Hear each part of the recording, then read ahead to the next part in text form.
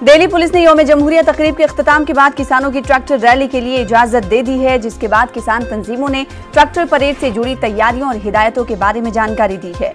किसानों ने अपने पैगाम में कहा कि किसान दिल्ली को जीतने नहीं बल्कि मुल्क की आवाम का दिल जीतने जा रहे हैं। इस परेड के जरिए मुल्क और दुनिया को किसानों का दर्द दिखाना है और किसान मुखालिफ बिल की सच्चाई को उजागर करना है।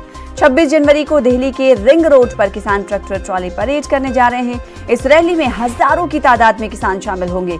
इस जिम्न में किसान तंजीमों ने हेल्पलाइन नंबर्स भी जारी किए हैं। इसी बीच दिल्ली पुलिस की इंटेलिजेंस यूनिट ने एक बड़े इंकशाफ का दावा किया है। पुलिस ने ऐसे 308 ट्विटर हैंडल की निशानदेही की है जिसे पाकिस्तान में वहां की खुफिया एजेंसियों के जरिए बनाया गया है। पुलिस ने दावा किया है कि इसका मकसद किसान तंजीमों के बीच अफवाहें फैलाना है।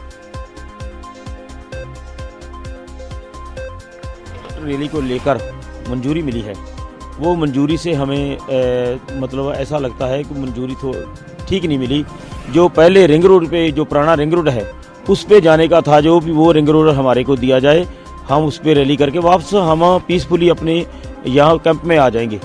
लेकिन जो शर्तों के साथ वो रैली निकालने के लिए दिया गया है रिंग रोड, वो तो है भी बहुत थोड़ा, और है दिल्ली में नहीं है, हरियाणा में ज़्यादा पड़ता है।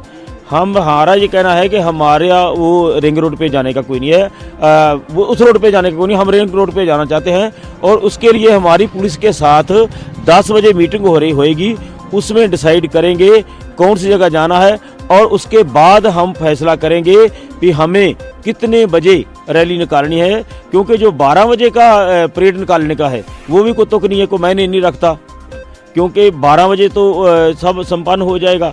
हम भी चाहते हैं कि हमारी भी गणतंत्र दिवस पर नमन करते हुए गणतंत्र दिवस को हमारी भी रैली जो ट्रैक्टर रैली है, जो पहली बार इतिहास में हो रही है, ऐसा नहीं हुआ कभी भी।